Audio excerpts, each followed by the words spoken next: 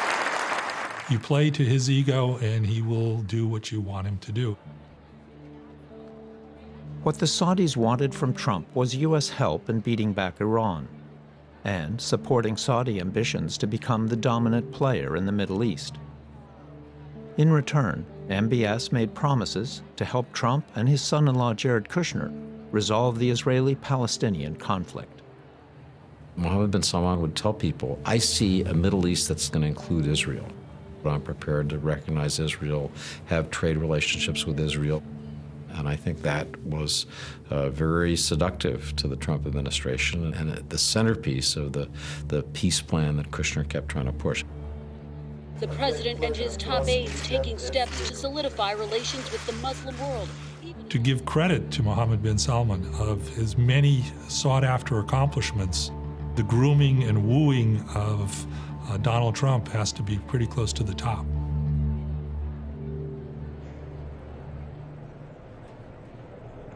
During the visit, Trump agreed to an arms deal worth over $100 billion.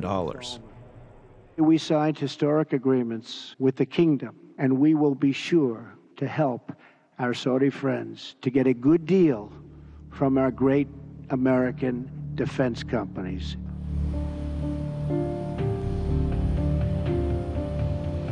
For the Saudis, the trip was a great triumph. They had been reassured that Trump had their back.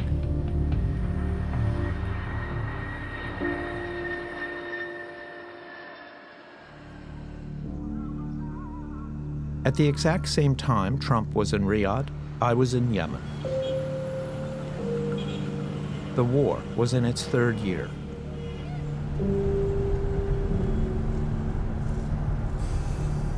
The Saudis, with U.S. military assistance, were continuing their air campaign. The Iranian-backed Houthi rebels were not retreating. But Prince Mohammed was, as he told me, confident that with just a little more time, he could win here. We heard bombs, and we can't afraid with anything. Big. Anybody. Boom like that.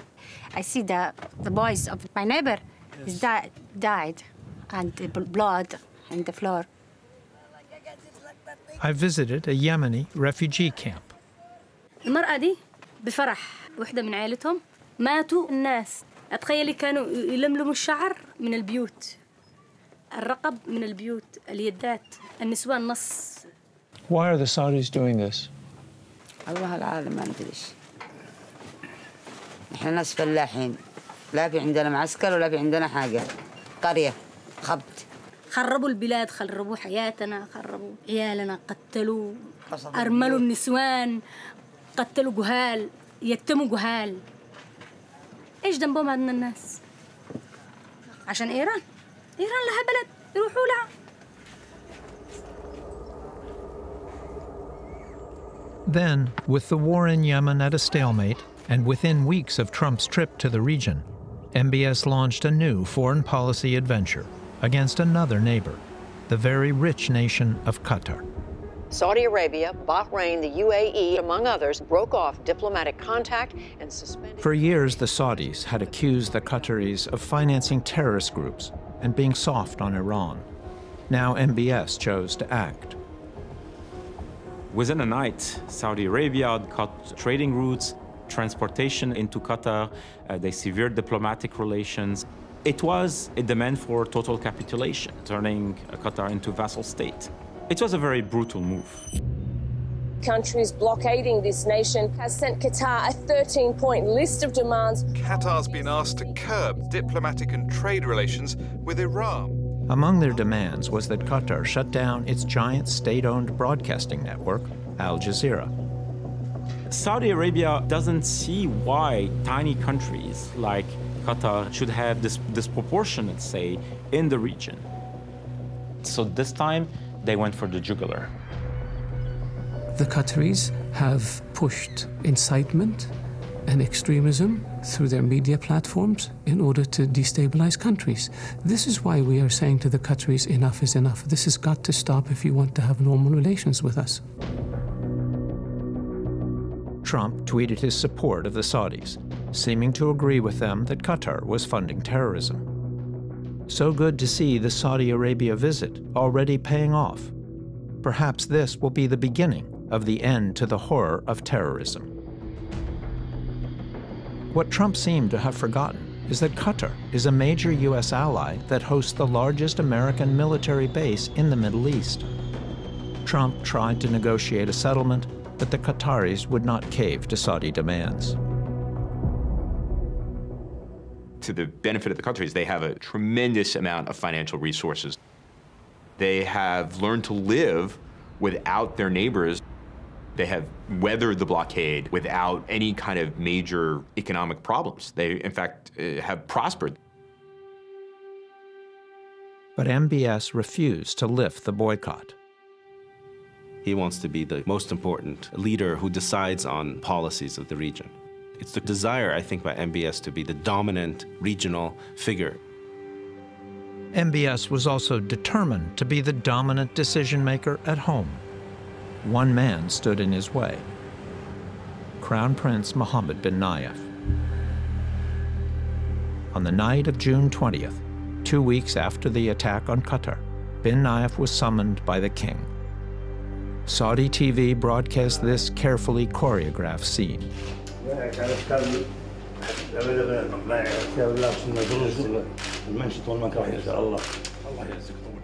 Essentially what MBS did was to break the personality and power of MBN, his chief rival, humiliate him, and then make a show of kissing Mohammed bin Nayef's ring as if he was being submissive. الله يعينك الله يطول عمرك انا بنرتاح الحين وانت الله يعينك ما نستبعد توجيهاتكم الله يسلمكم الله يسلمكم موفقين ان شاء الله جبرتكم دوام الله يطول موفقين الله يعزك الله يعزك. Mohammed bin Nayef went along with this little bit of choreography only to be moved into effectively house arrest. Now, it's a nice house, it's a palace, but he's held there incommunicado under essentially palace arrest. The former crown prince was in charge of Saudi Arabia's security services. He has been relieved of all position. Within hours of the news, Trump called Mohammed bin Salman to congratulate him. Mohammed bin Nayef may have been the CIA's best friend, but he wasn't Donald Trump's best friend, let alone Jared Kushner's. The Trump White House had chosen its Saudi friend, and that was MBS.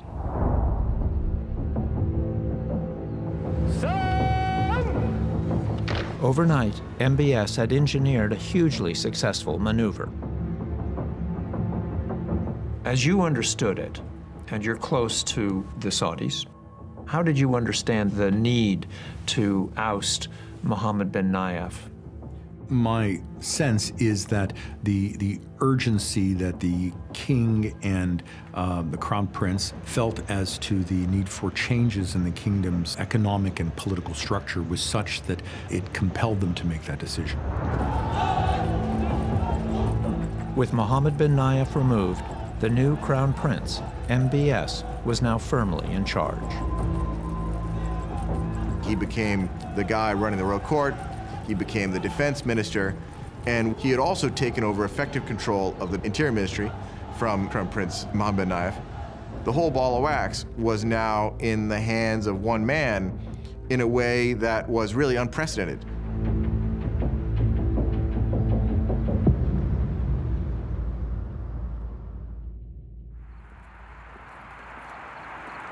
Saudis were already getting a peek at what MBS's reforms would look like.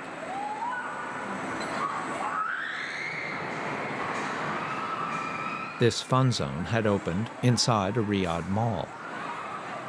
Along with all the rides and shops is a big multiplex movie theater showing all the latest features. Cinemas were banned for decades, but now MBS's plan was to open 350 theaters across the kingdom. What people weren't seeing at the time was the behind-the-scenes effort to control how much freedom would be allowed.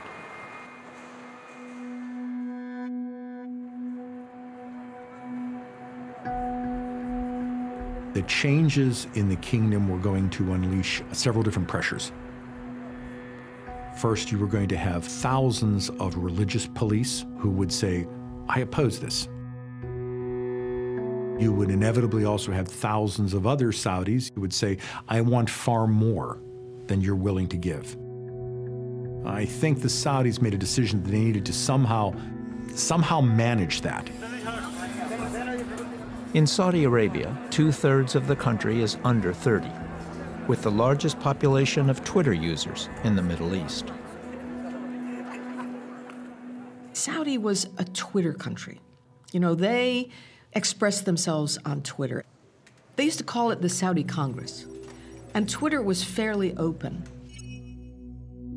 But when MBS became Crown Prince, that would change. MBS began to realize that shaping the debate on Twitter, manipulating the debate, intrusively watching what people were writing and thinking was going to be part of how he would control power.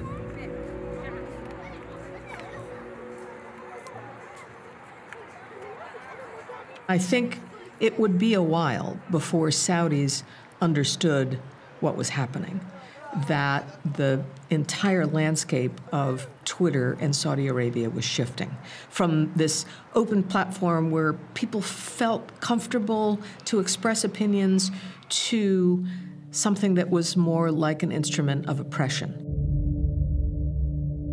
MBS would pick a close aide, Saad al-Qahtani, to police Twitter. Over time, MBS would rely on him to do much more. That's him at a large software development competition that he organized in Jeddah. Saudi Federation for Cybersecurity and Programming, you are officially amazing. Congratulations. Mohammed bin Salman saw in him the kind of Saudi who's interested in high tech, who knows social media, who can promote, Mohammed bin Salman's profile and visions and ideas through this medium.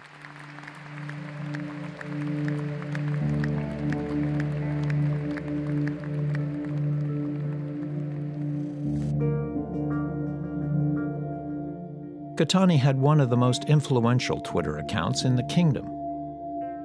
He is also a poet who has composed verse about the royal family. يا سيدي محبتي لك فريدة قربك فخر أحس به كل حيان. He is very sharp, very witty, knows quite a lot about local culture, and knows all the journalists, knows all the intellectuals, and he's very competent. In other words, if you task him with something, he will work very hard and very disciplined, and he will do it. One of the things he was tasked to do was to influence opinion on Twitter through hundreds of real or automated fake accounts, or bots. A cybersecurity expert who has tracked Saudi digital operations is Bill Marzak. Saad al-Qahtani, he used a couple of aliases that people were able to trace, and they found him, active on hacker forums, bragging about his abilities to create Twitter bots and influence the social media discourse. So you say, oh, well, look, all the tweets, like 80% of the tweets on this hashtag are pro-MBS. Maybe all of Saudi is pro-MBS. But in reality, no, there's only a few dozen people behind that. Qahtani also used Twitter to go after critics like Saad al-Faqih. فأنت لماذا تقبل أنك الآن تعيش بهذا الذل والوضع التعيس وأنت بيدك الخيار أنك تنقذ نفسك وتنقذ عائلتك وتعيش حياة كريمة في المستقبل. إذن نحن الأولى. Faqih has been living in exile for decades. 3 times a week, he records a broadcast for his YouTube channel out of an improvised basement studio in North London. فنسأل الله سبحانه وتعالى أن يكون سقوط محمد بن سلمان نعمة عظيمة على هذه الأمة وعلى المنطقة كلها. People like Faqih could be bombarded with scores of insults and sometimes threats in the space of a few hours. Qahtani's electronic force became known as an army of flies. Saud al-Qahtani, he has got an army. Their job is to face the computer and either write tweets or write comments on YouTube, write comments on Facebook. these comments are directed by him or by his team, either to promote the regime or to write things against what we write. What's the nature of these comments? That is the nature. The nature is that Mohammed bin Salman is a great man. Mohammed bin Salman is a hero. And Dr. Al-Faqid, Mr. So-and-so are all traitors. Is it effective in discrediting you? It's not effective in terms of discrediting, but it is effective in terms of intimidation.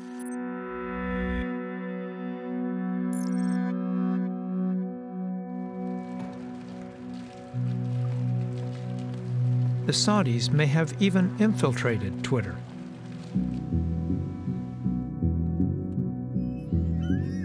In 2015, Western intelligence officials learned that the Saudis had developed ties with a Twitter engineer.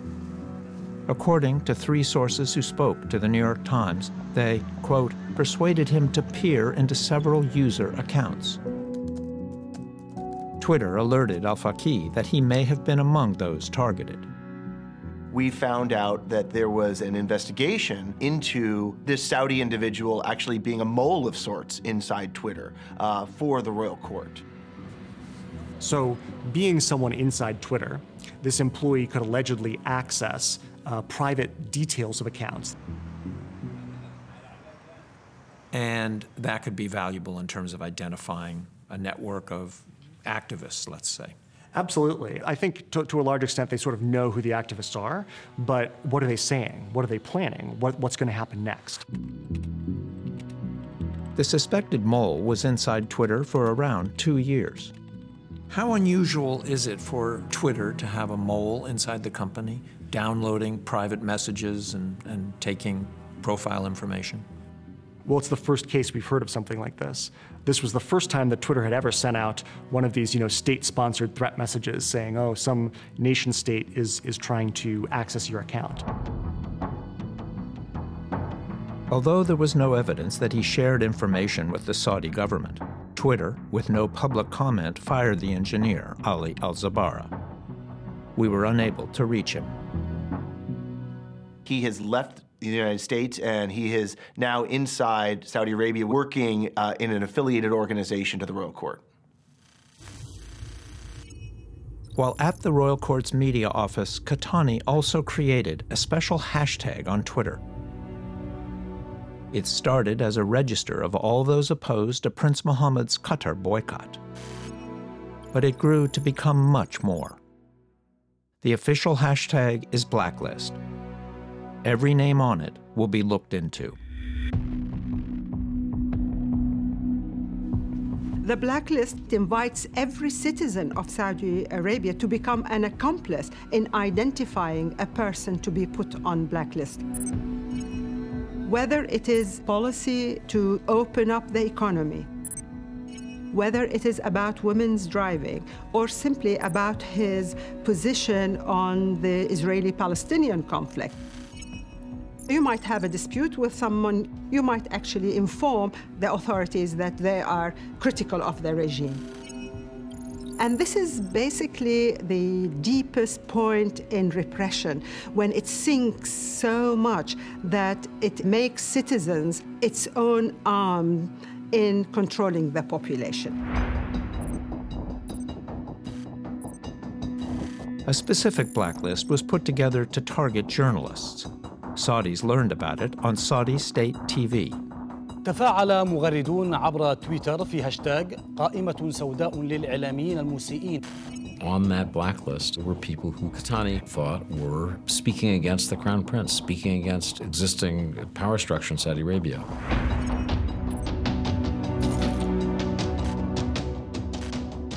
As the blacklist expanded, Khatani made sure everyone knew who was directing him. Do you think I'm acting on my own whim? I am a civil servant and a faithful executioner of the orders of the king and the Crown Prince. Interesting thing about MBS is that you'd think with all the power that he'd consolidated, he would have begun to relax. The opposite happened. He seemed to get more hyper, more intense, more committed to going after his enemies the more powerful he became. Your target may be outside your monitoring domain. Is passive monitoring enough? You need more. The royal court also reached out to an Italian surveillance outfit, Hacking Team. You have to hack your target. Exactly what we do. Companies that sell hacking and tracking software to governments who want to spy on their citizens is a multi-million-dollar business. Rely on us. Hacking Team received an email from a Saudi address in 2015. Considering your esteemed reputation and professionalism, we here at the Center for Media Monitoring and Analysis at the Saudi Royal Court would like to be in productive cooperation with you. Be so kind as to send us the complete list of services that your esteemed company offers. Saud Al-Qahtani. We couldn't reach Hacking Team, but it was just one of the surveillance companies the Saudis reached out to. أنا السحر الفيفي إحدى المتطوعين مع القسط. At that London conference I attended, dissidents discussed their fears of being surveilled. اليوم أصبح نشطاء حقوق الإنسان يفاخرون بأنهم نشطاء حقوق الإنسان ولكنهم يخشون من السلطة. Today, the Saudi government has the power to hack any of its citizens. أن الكثير من الذين كانوا يتواصلون في الإنترنت أو في التليفون أو في الإيميل أصبحوا يخافون. هي تأتي من الخارج وبقدرة شرائية. In May 2018, Yahya al-Asiri received a text message from a source he did not recognize. I received a message on my mobile. It said to me, "You have hearing in front of the Saudi court." I was eager to understand what's going on because I don't have any issue inside any Saudi court. Then I opened it from my mobile. In the same day, I felt my mobile is very hot and very, very slow. Al-Asiri was put in touch with Bill Marzak at Citizen Lab. We were able to both identify the link that he'd received was connected to NSO Group's Pegasus Spyware. NSO is an Israeli company that developed spyware called Pegasus. It can turn your phone microphone on, it can turn on your phone camera, it turns your phone into a spy device, it can break any encrypted message on your phone. That's technology MBS got from his new friends in secret in Israel. Is there much an activist like Yahya al-Asiri can do to prevent themselves from being hacked? Unfortunately, there's really not. For these sorts of top-tier targets, when the government is willing to expend essentially unlimited resources to go after these guys, there's really not all that much they can do. I know the government can follow up my steps, and they know where I'm going, and they know where is my office, where is my house. If I take it serious, I must stop my work. I don't want to stop my work. NSO did not comment on Asiri's case, but told us it does not tolerate misuse of its software or permit it to be used for spying on critics or journalists.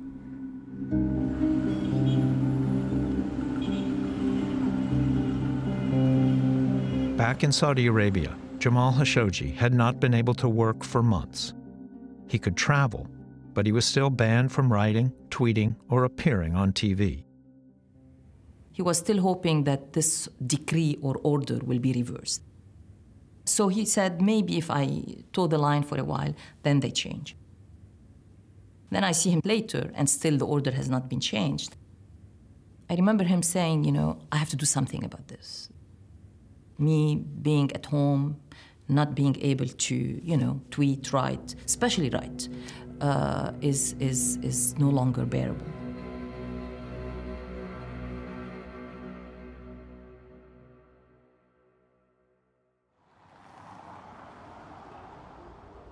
What is being described as a coordinated crackdown on dissent in the country. Saudi authorities have carried out arrests of over 40 clerics. More than a dozen prominent women's activists were arrested for demanding... Then, in September 2017, Mohammed bin Salman's purges began. They arrested a huge number of liberal-minded reformers. Dozens of men and women, writers, academics, business people, and an economist were rounded up.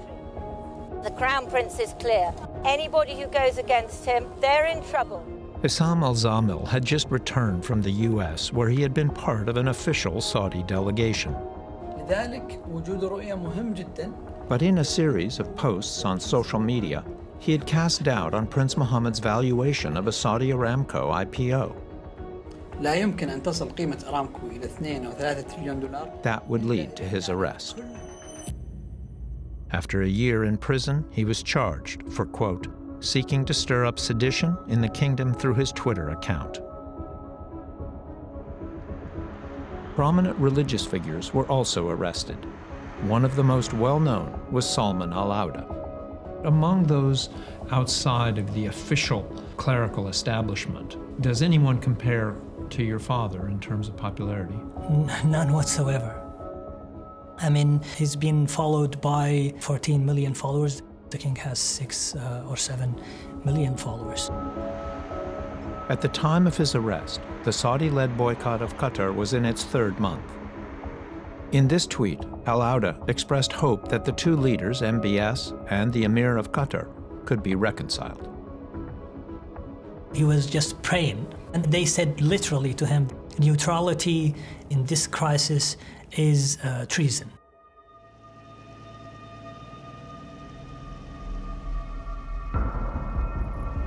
That led to his arrest, in fact.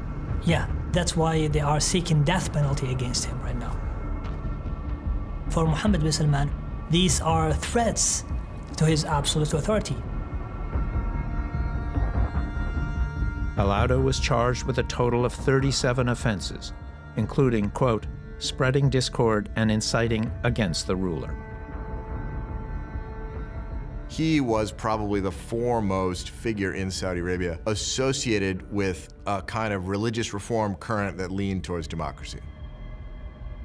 So whatever the kingdom says they've arrested him for, they've really arrested him for being Salman al-Auda. Tell me how your father was treated when he was arrested. He was treated really, really badly. He was blindfolded, handcuffed all the time, even in the cell.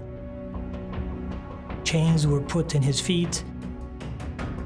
He was interrogated for days continuously without allowing him to sleep.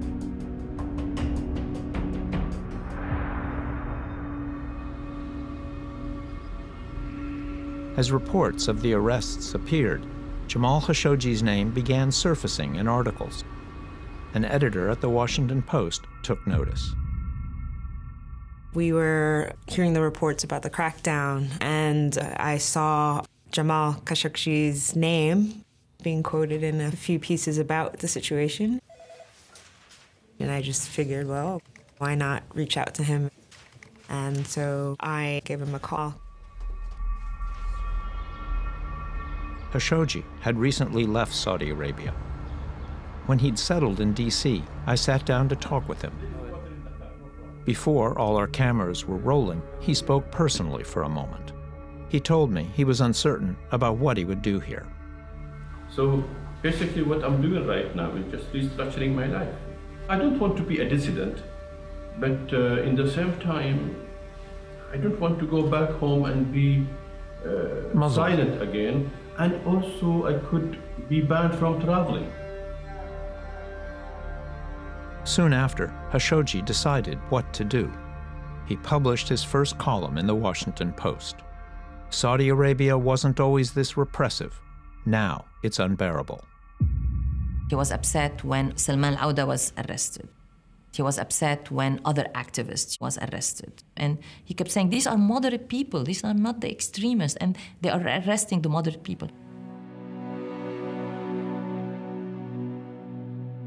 I think he was, in some ways, confused about the situation. I mean, he really supported the vision of the reforms that Mohammed bin Salman had.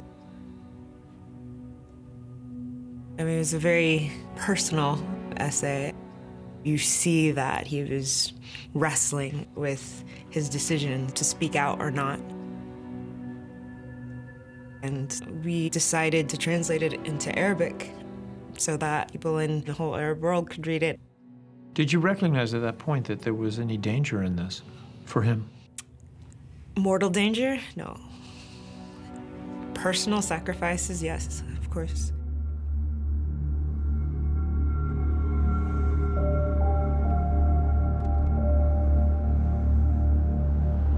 Then came November. First, the Prime Minister of Lebanon, Saad Hariri, was ordered to come to Riyadh.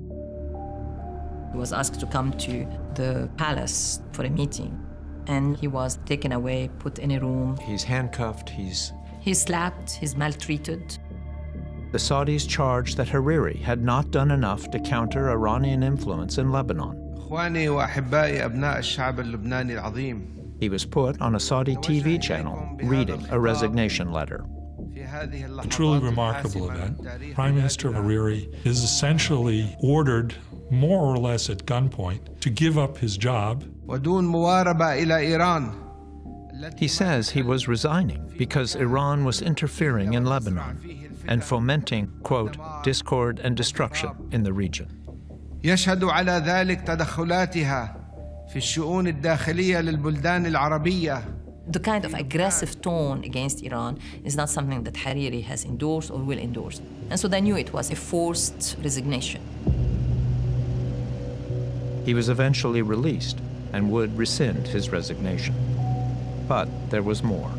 Mohammed bin Salman is flexing his political muscle in ways not seen before. On the very same day Hariri was detained, MBS began rounding up 200 of the kingdom's richest businessmen and most powerful princes.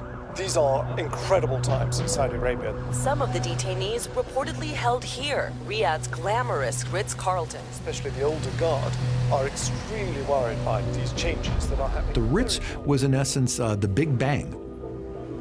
It brought in a massive number of people. They were presented with very detailed files of their financial shenanigans and were in essence told, you need to repay what you have taken from the kingdom by exploiting your position or your contacts. And if they pushed back or they refused to pay, what was the consequence? They didn't leave. I have a personal friend who was arrested. Who was that? I'm not going to name him, but I mean, he went through in detail. He was brought to the Ritz at 4 a.m. in the morning.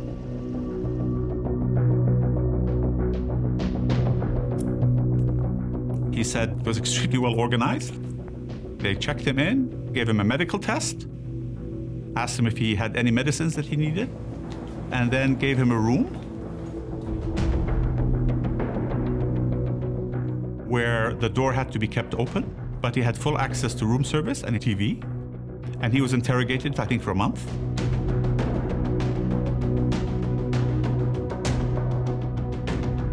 And then he was released. Now, I don't know if he settled anything, but by standards, frankly, I would have rather been arrested like him than be arrested in a jail in America. They say it's all about corruption. I really don't believe that. There are others who are whispering about whether this is really about a consolidation of power. Corruption was pervasive in the kingdom. How can you describe the level of corruption that you were facing, that you were confronted with? How do you make the point? It was so bad that it was actually truly impacting the development of the country. We're talking about billions and billions and billions of dollars. And when we looked at all the various options, this was probably the best option available. Was it perfect? Absolutely not.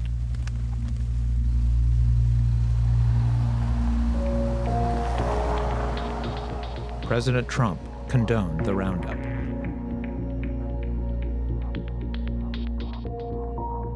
But for Jamal Khashoggi, it wasn't just about corruption. What is absolutely clear after Saturday's night of the long knives is that Crown Prince Mohammed bin Salman is centralizing all power within his position as Crown Prince. He likened MBS to Putin. You just saw things getting worse and worse and worse. He was very upset by the events at the Ritz-Carlton. And especially by what happened to Walid bin Talal. Al-Walid bin Talal, a longtime friend and supporter of Khashoggi's, and Saudi Arabia's most famous investor.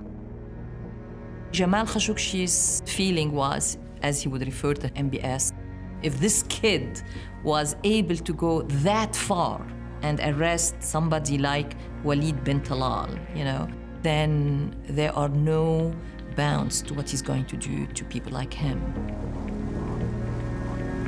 But it would take time for the rest of the world to understand the Ritz-Carlton purge as Khashoggi had. Prince Al-Walid was held for 83 days. What was it like, Your Royal Highness, being held captive by your own cousin? Frankly speaking, it was not easy.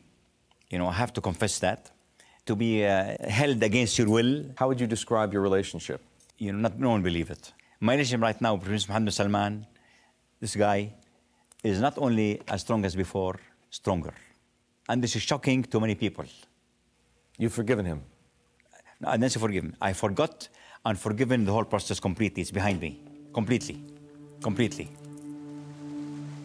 Reports of the Ritz indicates that the Saudi government tortured detainees and coerced.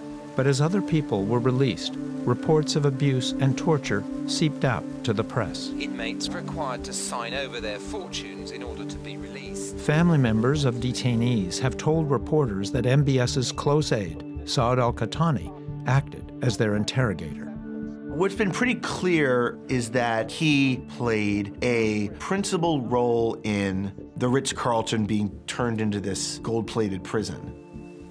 There were gradations of treatment, and the death of at least one person in custody, a general, the story was that he died of a heart attack, but according to family members, he had been beaten severely. There were reports of harsh treatment, beatings, and even death. I heard those reports, but I've never seen any reflection of that. You have no suspicion about beatings? None whatsoever. None whatsoever. And then the fact that these people were put up in the Ritz-Carlton, to me indicates that the intention is not to, to inflict physical or emotional harm on them, but rather to get to the truth. Do you believe anybody was coerced physically at the Ritz-Carlton? I don't know. It's possible. Anything is possible. All I can say is that the exercise was to bring in very senior members of the Saudi financial business community and say, you have money which doesn't belong to you, it belongs to the Saudi people. We would like that back. Now go out and live your life the way you did previously. Easier said than done. Now ministers and princes and big business people are locked up even once they're let out. I'm told at least most of them have ankle bracelets, they cannot fly. They have been publicly humiliated and put under constant observation. Just after the Ritz-Carlton arrests, I had asked MBS again to sit down for an interview.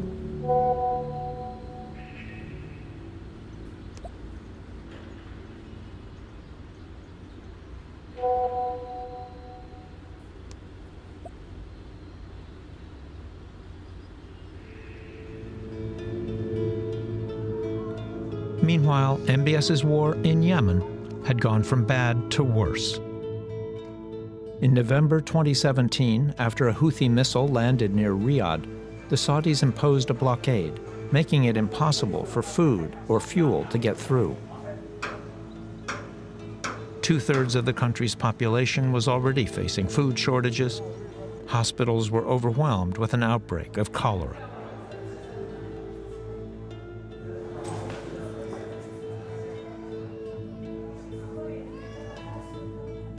After international pressure, the Saudis eased the blockade, but civilian casualties from air attacks and landmines continued to mount.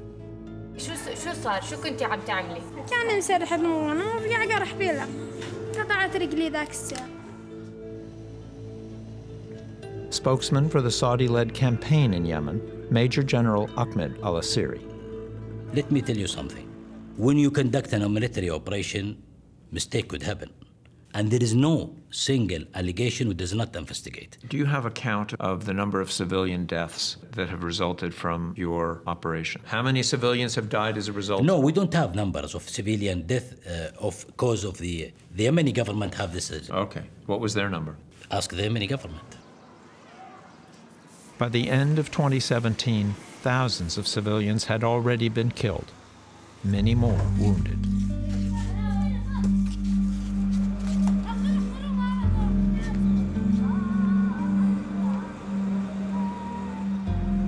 Despite the rising death toll, when Prince Mohammed arrived at the White House a few months later, President Trump was pushing him to buy more weapons. We make the best military product in the world, whether it's missiles or planes or anything else. There's nobody that even comes close. Some of the things that have been approved and are currently under construction and will be delivered to Saudi Arabia very soon, and that's for their protection. But if you look in terms of dollars, $3 billion, $533 million, $525 million. That's peanuts for you. Should have increased it. The visit was the beginning of a nearly 3-week tour of the U.S. Even with his purges and the war in Yemen, Prince Mohammed's popularity as a reformer was reaching its peak. You'll remember he came to the United States and was lauded, literally from coast to coast. He will have visited 5 states, 4 presidents, 5 newspapers, uncounted moguls, and Oprah. He was praised as a revolutionary, as the Saudi reformer, as the head of what would be the Saudi Spring. Should America, should the world buy what the Crown Prince is selling? He seems to be sincere. It was a major PR operation. Part of that operation was Wall Street titans, Silicon Valley, and Hollywood. The tech people, the movie people, their eyes were quite glittering. There was this new opening of people who hadn't made money there before. People were mesmerized. You did have this sit down with MBS, the first notable journalists in the US. Thomas Friedman has actually embraced him big time. He's not just leading this from the top down. Whoa, okay, it is exploding from the bottom up. He also made a point of meeting with Jewish American groups in New York. To win the support of Jewish leadership, he needed to say something different about Israel and about the Palestinians, and he did. The Crown Prince says that Israelis should have the right to their own land. This will be the prelude of a new era, new relationship between Saudi Arabia and Israel. He also granted his first ever American TV interview to 60 Minutes. His reforms inside Saudi Arabia have been revolutionary. MBS brought his media advisor along with him, Saad al-Qahtani. Are women equal to men? Absolutely. We are all human beings, and there's no difference. He's pushing through reforms that have expanded freedoms, including those of women. He's a fierce opponent of Iran. He said women are equal to men. We're gonna lift the women driving ban, and we're gonna allow more women in leadership position. So he's saying all the right things, but you can only deceive people that far.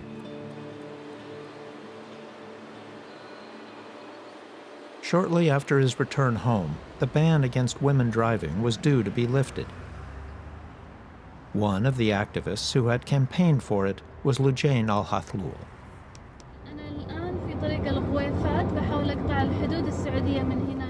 She made headlines in 2014 when she posted a video of herself driving from the UAE to Saudi Arabia. She was arrested and held for 73 days in a Saudi jail, and then released. But as Saudi women waited for the driving ban to end, the royal court ordered Lujain to be rearrested along with other prominent women's rights activists. We are very much concerned about what's going on in Saudi Arabia right now. Security forces swept up one of the kingdom's early feminists, but it has come at the cost of... I think Mohammed bin Salman realized that the women's movement in Saudi Arabia is not simply about driving, it's about rights. And they were not going to stop at driving a car. The car was a symbol of their oppression. We spoke to Lujain Al-Hathlul's sister from her home outside Saudi Arabia. When I learned that Lujain was arrested, I was so scared. It was in the middle of the day. 5 men and 5 women came. They were blocking the street, so all neighbors witnessed what happened. My parents, they were extremely panicked. My mom said, "Why you are arresting my daughter?" But they just went up and they grabbed her from her bedroom. They took her.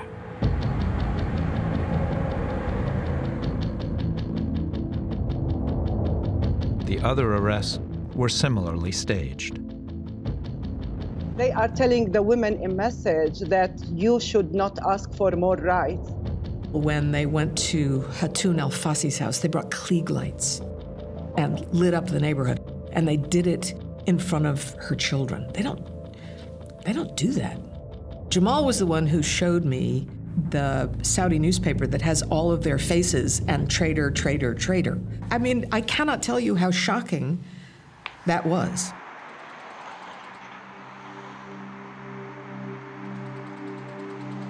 At least 12 women and 3 men were arrested because of their activism.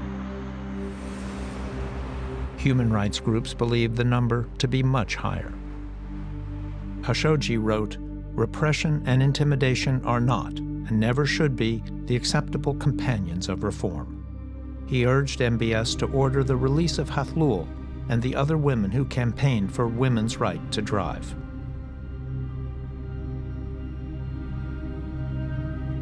But they were not released.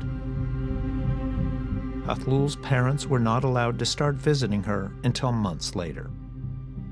My mom and my father went to Jeddah.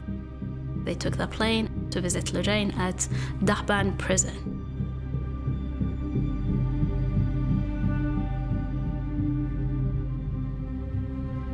When they saw her, she was weak, very weak, and there was red marks over her face. They asked her, "Did they torture you?" And she said, "No, I'm fine, don't worry about me." And they insisted. And after that, she just started crying. She couldn't stop. And at the moment, she stopped. She started breathing, and she showed them her thighs. And it was not only bruises, it was burnt. It was so dark.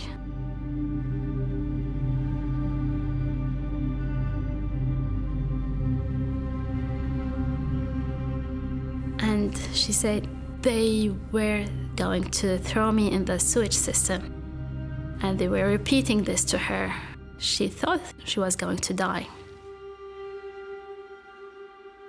And during the torture session, she recognized specifically one man, and he is a highly ranked advisor. Who was that? His name is known everywhere. It was Saud al-Qahtani.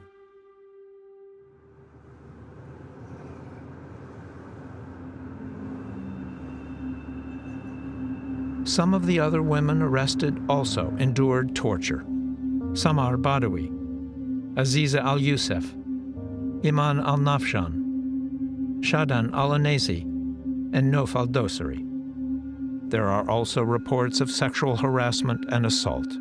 Details were sent by multiple sources to human rights groups outside Saudi Arabia. The statement that we got from many of the sources that all of the women were tortured and placed, of course, in solitary confinement. Women would be stripped naked and assaulted sexually. They would be beaten, electrocuted. To see those women who have for years been really a source of strength for other women, to see them treated this way, for me, I know these women. I know how dignified, how caring and concerned about their country they are. There is no other way except that they want to put them into a position where they're completely broken and silenced.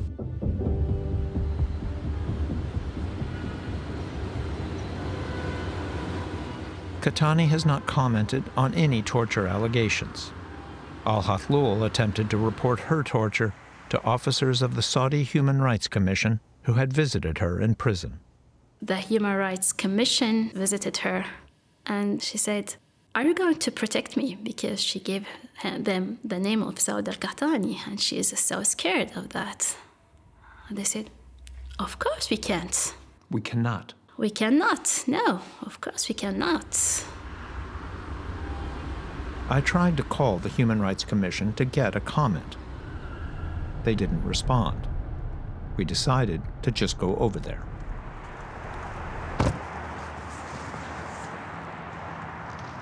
Dr. Aban, موجود؟ أنا الصحفي.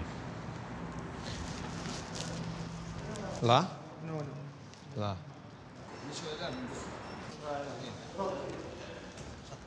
Okay. I was ushered into what I hoped was Dr. Iban's office. He heads the Human Rights Commission.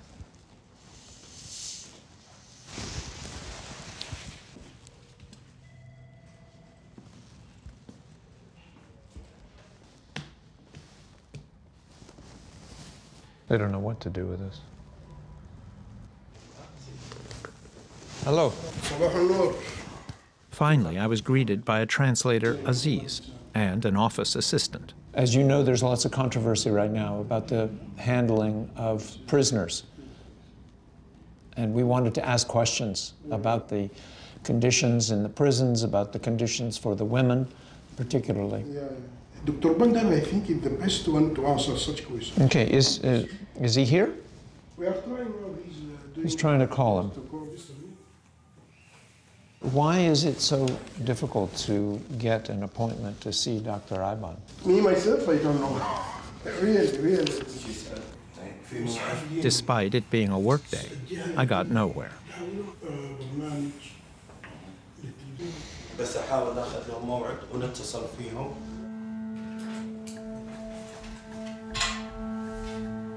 Good luck to you. Assalamu. I never received a call back, but I kept trying. Hello? Hello? Yeah, I'm looking to speak with Dr. Iban. Dr. Iban, min fadlak? Dr. Iban. Number's wrong? Okay, thank you. Hello? Yes, hi. I want to speak with Dr. Iban.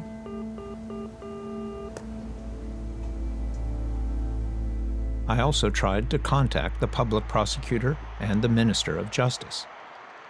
By the time I spoke to Foreign Minister Adel Al-Jubeir, 8 months had gone by since Al-Shaikh and the other women were arrested. We refuse the charge of torture. I don't believe that's the case. The prosecutor has said this, and I think the procedures, legal procedures in Saudi Arabia have to play out. They've been held without trial. They will be going through the courts. They're not activists. There's evidence of links to foreign entities.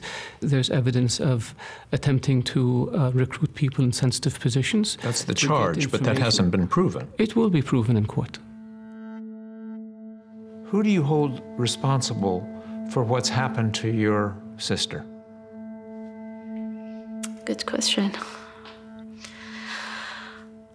I have some idea, but I don't know if I can share it. Every time I talk, every time I accept to be interviewed, I have to see if there are consequences on me, on my sister, my family. Saudi Arabia was never a democracy. However, it was never a police state. And I feel it's becoming kind of a police state, unfortunately. The Saudi government never went after family members.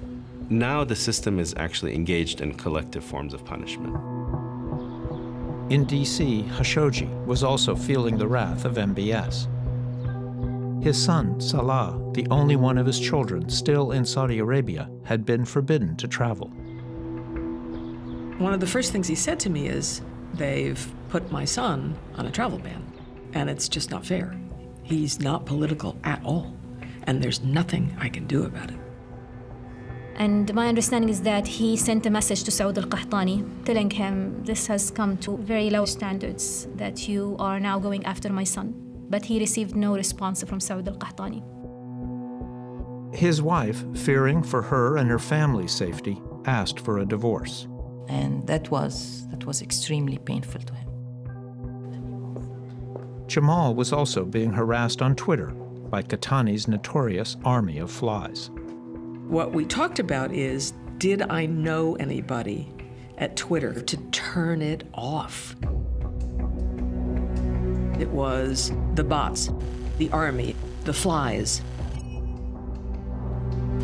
I can say that there was certainly a sense of animus towards Jamal Khashoggi because of his unrelenting criticism of the kingdom in a national newspaper in the capital of the Saudis' closest partner. And I think MBS felt genuinely threatened by this Washington Post-supported journalist who was criticizing MBS himself personally. He talked about the kind of threats he was getting, but he was also heartened by the positive feedback he was getting from Saudis he never met. And people reaching out to him and saying, yes, you are doing the right thing. Yes, you are speaking on all of our behalf. Thank you for doing what you are doing. And he had, with time, found a new love, someone who shared his interest in Arab politics, a Turkish academic, Hatice Cengiz. When I saw him the last time, he was happy. He said, well, I'm thinking I'm going to spend more time in Turkey now. And he kept writing about the prince he had once supported. I think his ultimate desire was to see his people enjoy some of the same freedoms that he had here in Washington, in the US. He submitted his last article on September 28, 2018. Over time, I think Jamal felt more and more that independent journalism was the way to achieve what he'd wanted since he was a young man. George Orwell gave as a title of the column that he wrote, "As I Please," meaning I write as I please. Jamal Khashoggi was a version of that. He was somebody who wrote what he thought, wrote what he believed.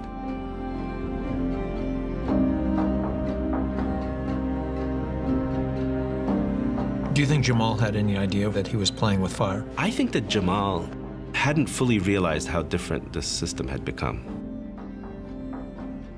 I think that he thought that this was a regime that didn't draw blood unnecessarily, that did not kill dissidents overseas. And I think he was wrong. He misjudged how things had changed.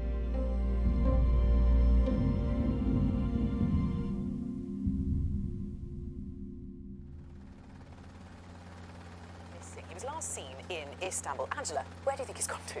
Well, this is the question that everybody is asking. Jamal Khashoggi, he went missing on Tuesday. He went to the consulate building of Saudi Arabia in Istanbul. Speaking on Turkish television, Ms. Cengiz explained that he was going to the consulate to collect documents for the marriage. And for that... The murder took place on October 2nd. 4 days later, the Saudi Consul General gave a reporter a tour of the consulate. The Saudi story was that Khashoggi had walked out of the building alive. أحب أن أؤكد أنه المواطن جمال غير موجود في القنصلية والقنصلية والسفارة تبذل جهودها للبحث عنه ونشعر حنا بقلق أزاء هذه القضية. The Saudis were saying he had gone missing somewhere in Turkey. Turkish officials were furious. They're like, instead of they're providing answers to us, they're actually saying that, oh, it's your problem now, he's missing in Turkey. That was a tipping point for Turkish officials. At the pro-government Turkish newspaper Sabah, reporters started getting details from Turkish intelligence and the police. Nazif Karaman. Olayda kullanılan Suudi Arabistan devletine ait 2 jet olduğu ihbarını aldık. Bir haber kaynağımızdan bu 2 jetin bilgisini aldık.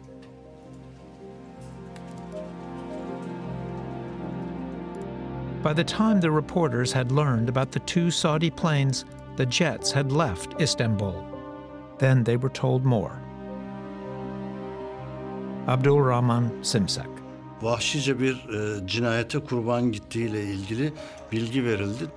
Ben de şunu sordum. Nasıl olur yani? Nasıl bir vahşice cinayet? Böyle bir şey olamaz. Böyle bir cinayet, bir diplomatik bir binanın içinde. Ben önce inanmadım.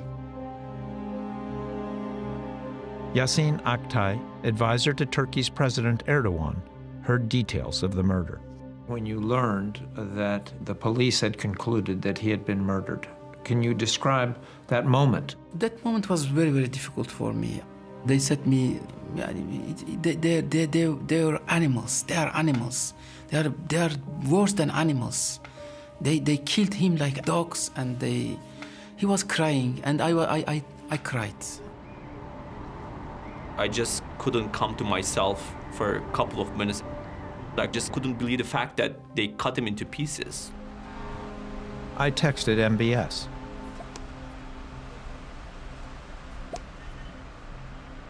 There was no response. I tried again.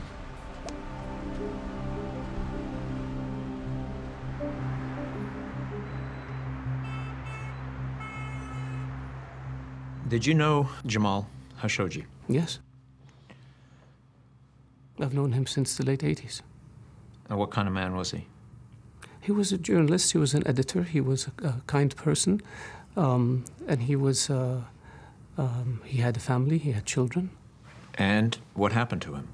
He was murdered in the Saudi consulate in Istanbul in what is a huge mistake that has shocked the whole country, and that we have expressed our commitment to hold those accountable and to work on procedures to reform the security services so that we minimize the occurrence of such a tragic mistake in the future.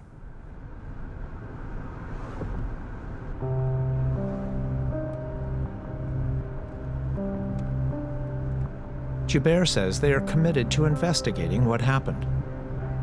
But from the beginning, the Saudis tried to cover it up. The Saudi story kept changing over the course of 2 weeks. The inconsistencies were really clear. This is one of the most peculiar, perplexing news events that I can recall in some time. The evidence keeps building. Newly released video shows a Saudi man who looks a little like Khashoggi. Here, he's caught on CCTV arriving at the consulate wearing... Surveillance footage showed how the team initially tried to fool the police into believing Khashoggi left the consulate alive. He walks outside in Khashoggi's clothes and glasses. But the police immediately spotted what was a body double. Same clothes, same glasses, same beard, same age and build. Everything but the shoes. Why did the double not take Khashoggi's shoes? He took the shoes actually, but he couldn't. They wouldn't fit. Yeah, and head of the Istanbul police, he realized that the shoes is different. The Saudis had clung to the lie that Khashoggi was alive. It's more drip-fed, uncorroboratable intelligence. Sent Riyadh into a panic. Then Turkish intelligence revealed they had audio tapes. Turkish and U.S. officials says the recordings offer proof Khashoggi was interrogated, tortured, and murdered. The details revealed were gruesome. The audio was not released to the public, but some reporters learned about its contents. To be honest, I don't think it's something that could really be shared with the public. Because it just involves so much violence, even though it's just an audio recording. Jamal Khashoggi'yi oturtturuyorlar koltuğa. Sonra ellerini arkadan tutuyorlar. Dizlerine ve ayaklarına 5 kişi duruyor. Arkadan birisi poşeti kafasına geçiriyor. TÜBEYKİ Adli Tıp Kurumu Başkanı onun boğulmasını izliyor karşısında. 5 kişinin Jamal Khashoggi'nin üzerine, yani gerçekten Boğuluyorum diyor. Bırakın diyor. Nefes alamıyorum diyor. Ama maalesef cellatları orada o 5 dakika içinde canını aldı.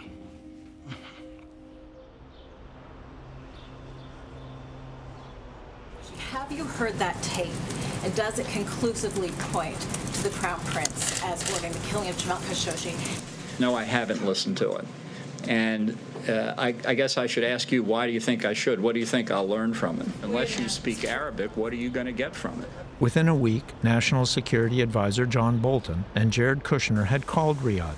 Soon after, Secretary of State Mike Pompeo flew to Saudi Arabia to meet with the Crown Prince.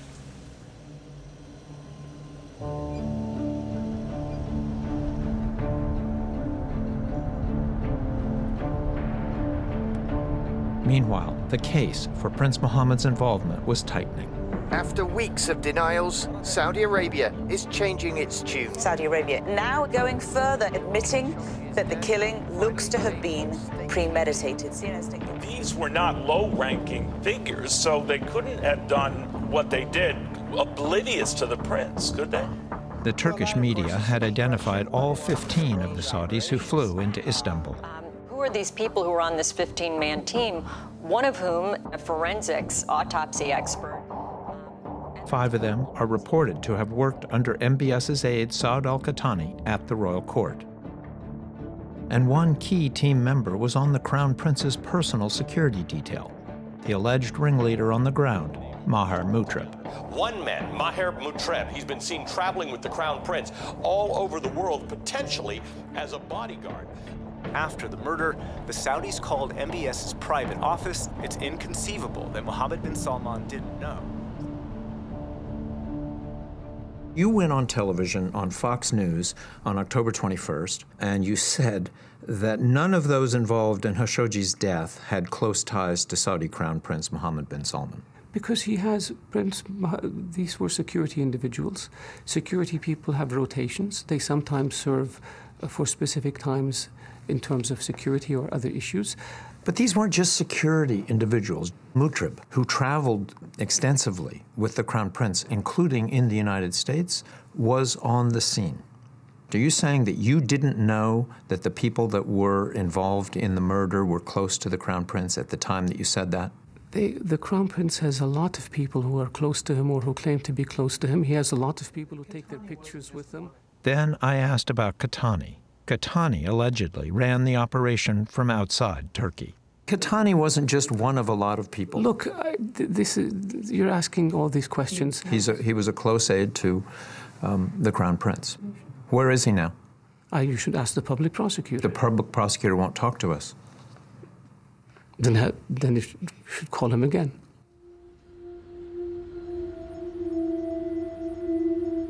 How is it possible that Mohammed bin Salman did not know of this operation? Well, I have stated that I believe it's very unlikely he did not know of at least a rendition.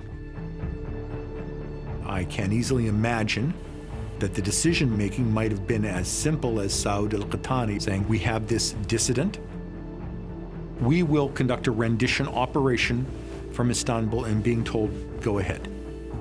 So you have contacts within Saudi Arabia at high levels that tell you that this was a rendition? Yes. But the Saudis insist MBS gave no such authorization. They say it was a rogue operation.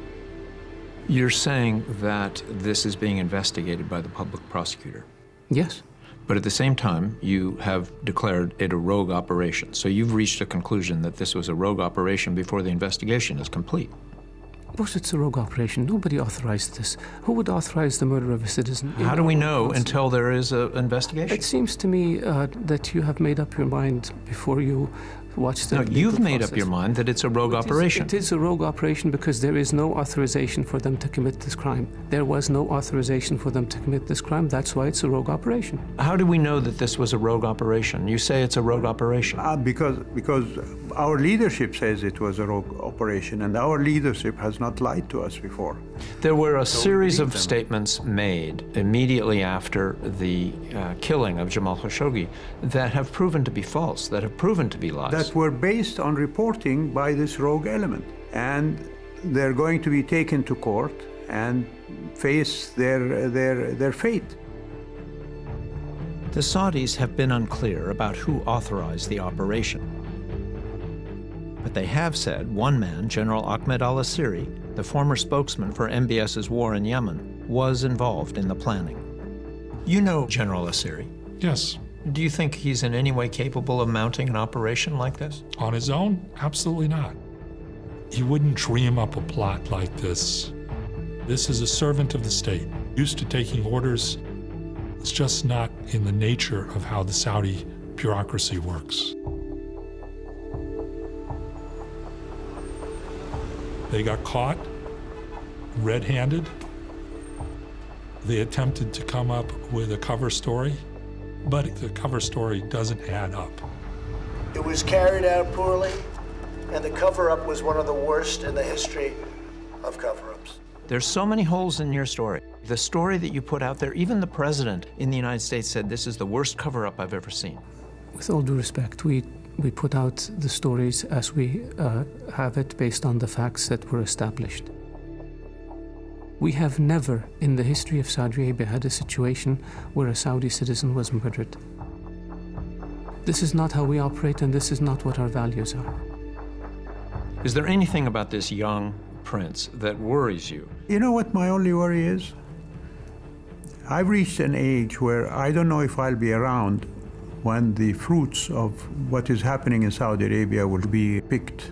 Because I see the kingdom moving in a very, very straight way towards the well-being of Saudis, and hopefully the well-being of the world. On November 16th, the CIA concluded that Prince Mohammed ordered the murder of Khashoggi. They refused to comment publicly about it, but Secretary of State Mike Pompeo did. I've read every piece of intelligence, unless it's come in the last few hours. There is no direct reporting connecting the Crown Prince to the order to murder Jamal Khashoggi. And that's all I can say in an unclassified setting. But immediately after Pompeo's comments, someone leaked a summary of the report to a Wall Street Journal reporter, Warren Strobel. Yeah, I got it right here. You're the only reporter that I'm aware of that has seen that CIA report. I believe I am the only reporter, even to this day, who has seen the CIA report. Why were you shown this report? I don't know to this day. I can only speculate. My analysis is that this person was upset that the intelligence was being portrayed differently by the President of the United States and the Secretary of State, Mike Pompeo. They do point out certain things, and in pointing out those things, you can conclude that maybe he did or maybe he didn't. But that was another part of the false reporting. President Trump and Secretary of State Mike Pompeo over and over have pointed to the fact that U.S. intelligence does not have evidence of a kill order. But they sort of stop there, and if you actually read the CIA assessment as I have, everything else in that points a finger at the Crown Prince as having a role. The CIA has looked at it, they've studied it a lot, they have nothing definitive. We are with Saudi Arabia, we're staying with Saudi Arabia. Have a good time, everybody. Thank you. The president here is positioning himself to be able to not take tougher measures against Saudi Arabia. Trump's response is a slap in the face to the intelligence community. And there was more. It was reported that on the day of the murder, Maher Mutrab made a call. He said, in effect, tell your boss the deed was done.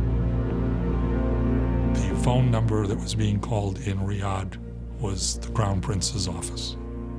Doesn't get much better than that. If you call the White House Situation Room, I come to the conclusion the White House knows what's going on. Last December, I talked to Prince Mohammed at the racetrack. He spoke about his role in the Khashoggi murder for the first time. My camera was outside, but he said, "It happened under my watch. I get all the responsibility because it happened under my watch. I really take it very seriously. I don't want to tell you no, I didn't do it, or I did do it, or whatever. That's just words. I asked how it could happen without him knowing about it. Accidents happen. Can you imagine? We have 20 million people. We have 3 million government employees. I am not Google or a supercomputer to watch over 3 million. They can take one of your planes, I asked. I have officials, ministers to follow things, and they're responsible. They have the authority to do that. But during it, Qahtani is texting you, right? I asked. Yeah, he texts me every day. I was curious about those texts. They had been cited in the CIA report linking MBS to the killing of Khashoggi. MBS insisted they were innocent. Later, I learned that the Saudis had hired a business intelligence firm, Kroll, to examine the texts. MBS wanted to share them with the CIA. I was allowed to look at Kroll's report in Washington. The texts don't refer to Khashoggi or say anything about a kidnapping or a murder. But then the NSA discovered they had had some damning evidence all along. They just didn't realize it. After Khashoggi's killed, the United States intelligence community starts looking backwards, scrubbing intercepts that they had picked up over years. And they find MBS chatting with Qahtani back in 2017. Mohammed bin Salman is expressing frustration and annoyance about Khashoggi, saying he's becoming more influential. Qahtani cautioned Prince Mohammed that any move against Khashoggi was risky and could create an international uproar. MBS scolded Qahtani for being too cautious. And then there's a conversation between Mohammed bin Salman and another influential advisor, and Prince Mohammed says if we can't bring Jamal back by force, we should show him a bullet. Thank you for waiting, soldiers. 19 flight S612 with service to Riyadh would like to continue boarding with our passenger facilities zone 2, 3, and 4. I returned to Saudi Arabia one last time in April 2019. The Crown Prince had promised to meet with me again. I came prepared with many more questions.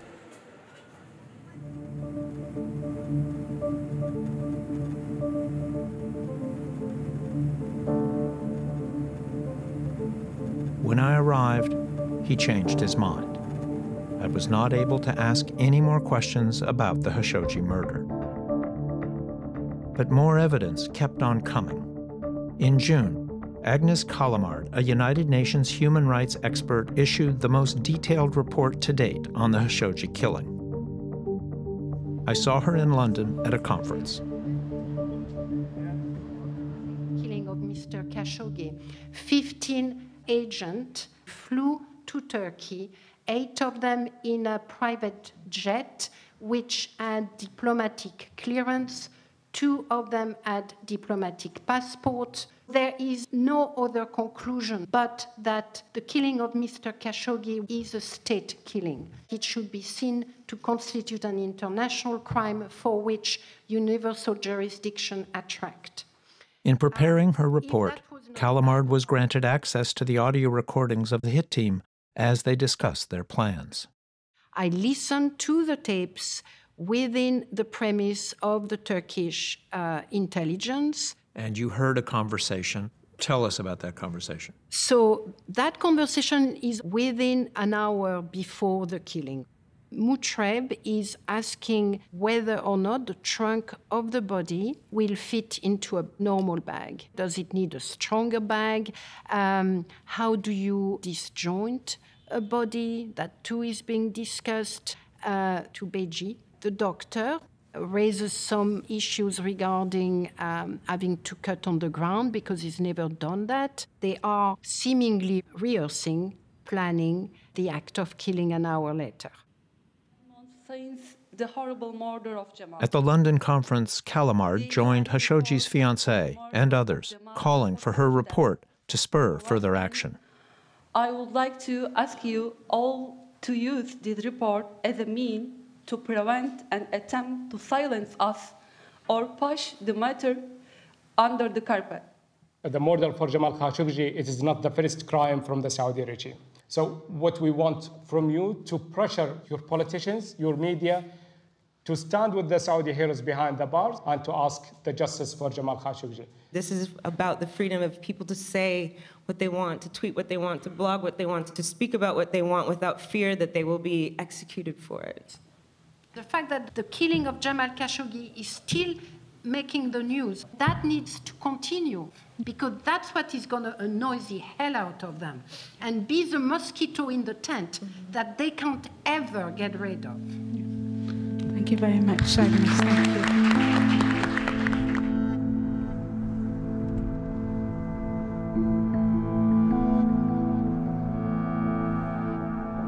To date, MBS has offered no apology for the killing of Khashoggi. And he still insists those responsible will be brought to justice for what he calls a heinous crime. In the meantime, he continues to pursue his Vision 2030.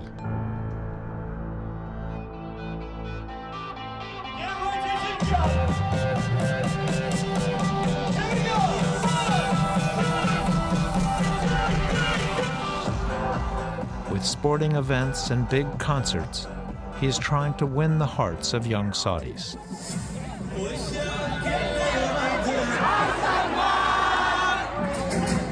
His defenders say that the Khashoggi murder and his campaign against dissent should not outweigh everything else he has achieved.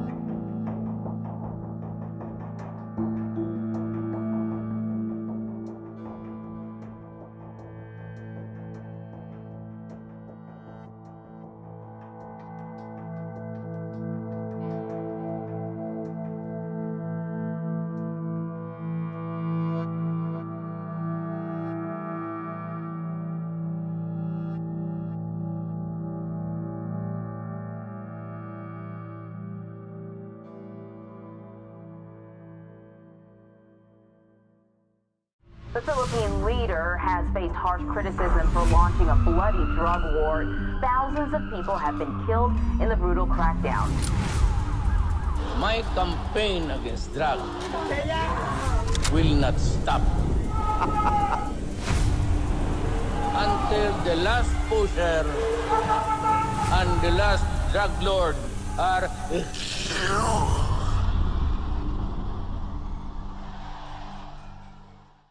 Go to pbs.org/frontline for reflections on Jamal Khashoggi from friends and colleagues. I think his ultimate desire was to see his people enjoy some of the same freedoms that he had here in the U.S. See a timeline of MBS's rise to power and our reporting on tensions in the region. Connect to the Frontline community on Facebook and Twitter and watch anytime on the PBS video app or pbs.org/frontline.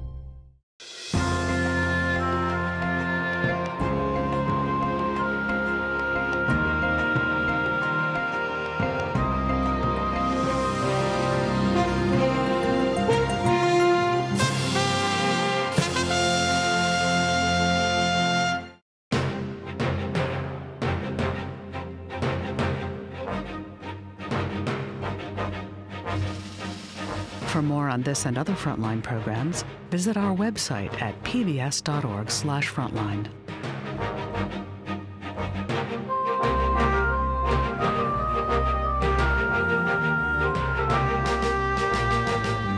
to order Frontline's The Crown Prince on DVD, visit Shop PBS or call 1-800-PLAY-PBS. This program is also available on Amazon Prime Video.